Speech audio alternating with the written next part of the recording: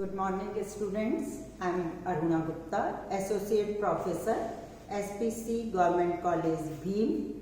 आज हम इकोनॉमिक्स में BA part second economics first का topic circular flow of national income, राष्ट्रीय आय का चक्रीय प्रवाह पर चर्चा करेंगे।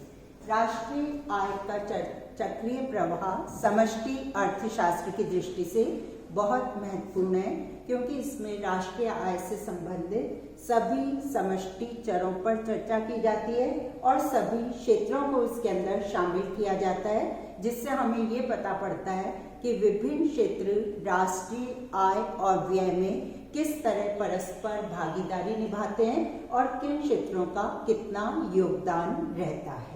जब हम राष्ट्रीय आय के सर्कुलर फ्लो चक्रीय प्रवाह की बात करते हैं तो ये चक्रीय प्रवाह मुख्य रूप से दो प्रकार के होते हैं। एक कहलाता है रियल वास्तविक प्रवाह और दूसरा कहलाता है मौद्रिक प्रवाह।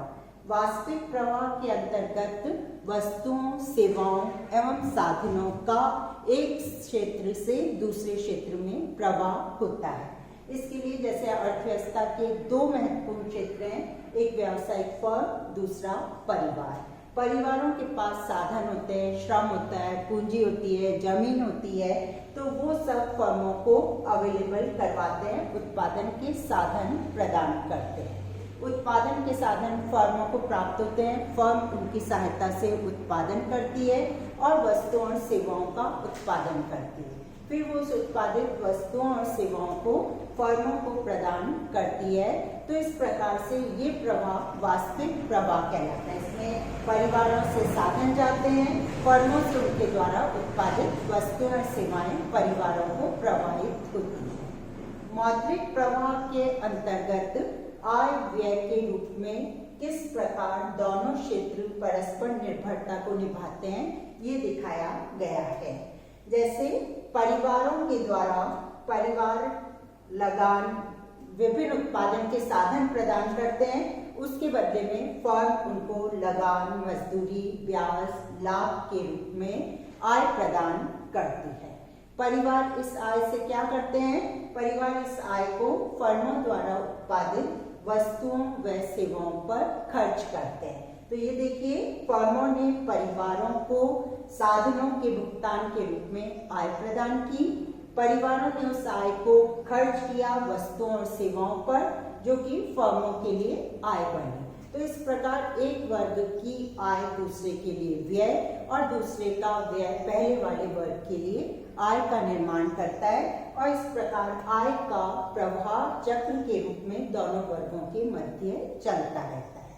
अब हम जब आय के चक्राकार प्रवाह की बात करते हैं तो इसमें अर्थव्यवस्था का एक तो बहुत सरल मॉडल हमारे सामने आता है, जिसमें केवल हम फर्म और परिवार को लेते हैं।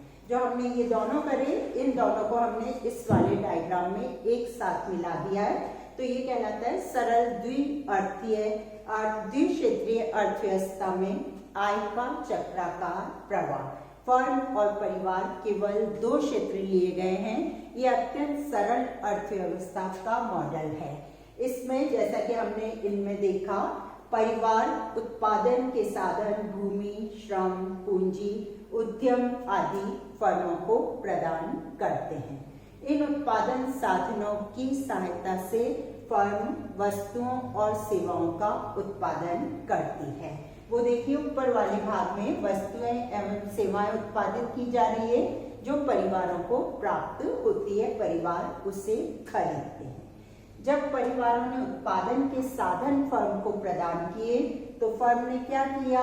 उसके बदले में लगान, मजदूरी, ब्याज, लाभ के रूप में परिवारों को आय प्रदान की। इन साधनों की सहायता से उन्होंने उत्पादन किया और उत्पादित माल के बदले में उत्पादन साधनों को आय प्रदान की, जो परिवारों के लिए आय का निर्माण करता है।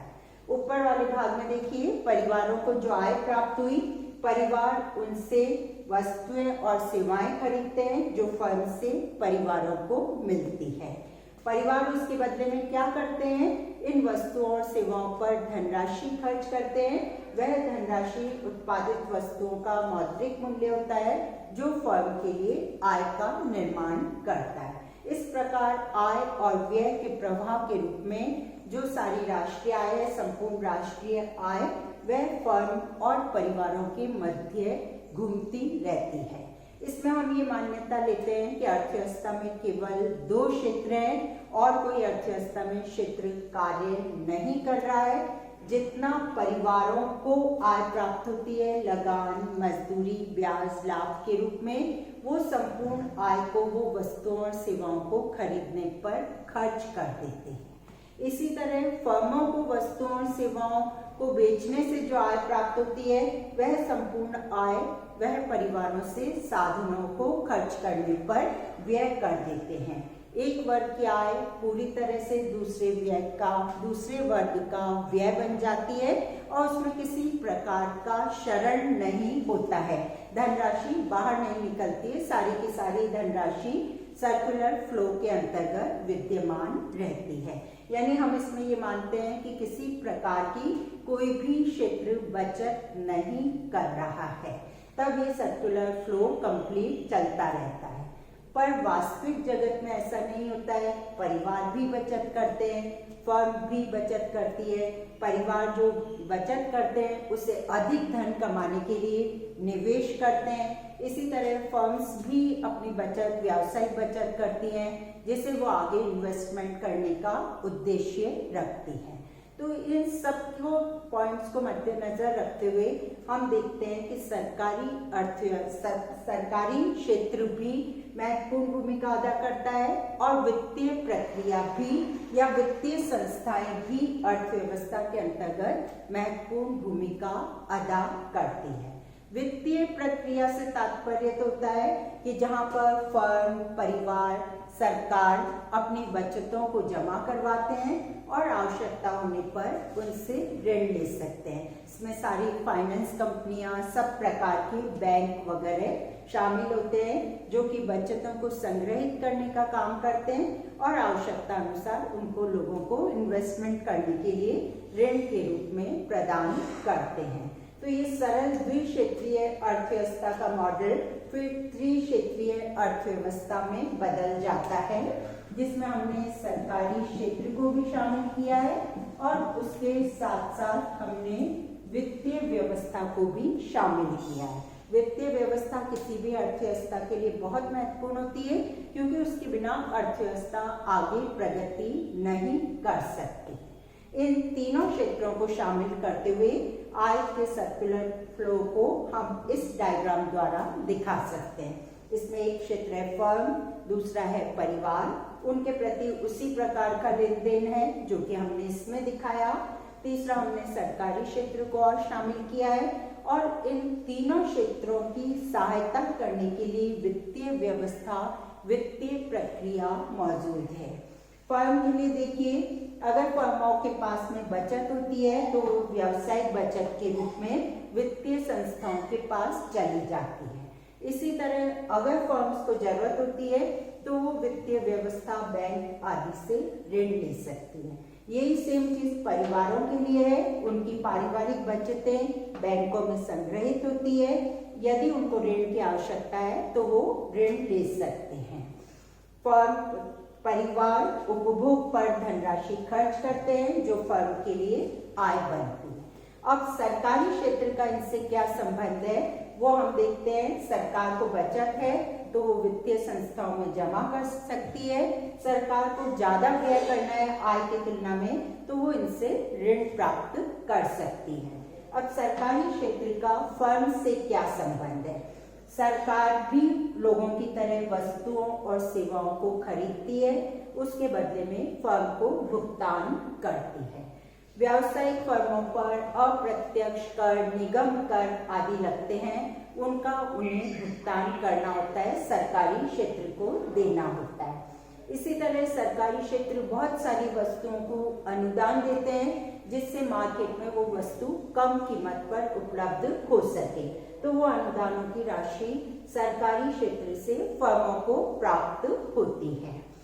परिवार और सरकारी क्षेत्र में क्या संबंध है?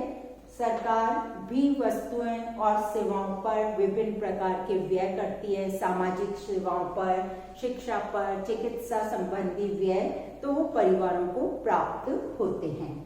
अगर जो प्रत्यक्ष कर है वो लगता है परिवारों पर, तो वो राशि सरकारी क्षेत्र को प्राप्त होती है।